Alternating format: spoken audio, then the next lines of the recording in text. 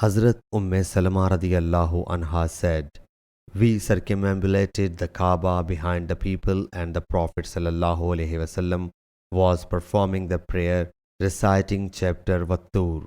Hazrat Saeed bin Jubair radiyallahu anhu reports that Hazrat Ibn Abbas radiyallahu anhu said, "The Prophet sallallahu alaihi wasallam, accompanied by some of his companions, was going to the market of Ukaz when a barrier had been put between the devils and heavenly news, and blazes were flung on them. The devils came to their people and said, 'What is wrong with you?' They said, 'A barrier has been put between us and the heavenly news, and blazes are flung on us.' They said, 'Something new may have been put as a barrier between us and the heavenly news.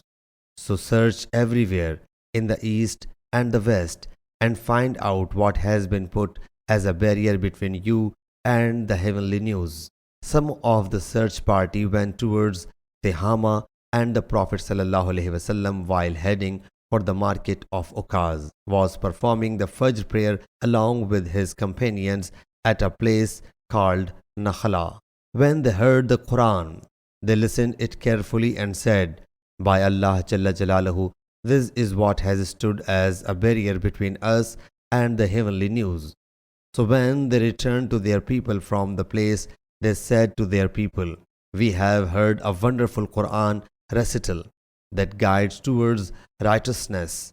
So we have believed in it, and we shall never associate anyone with our Lord.' Surah Al-Jinn, verse 1 and 2.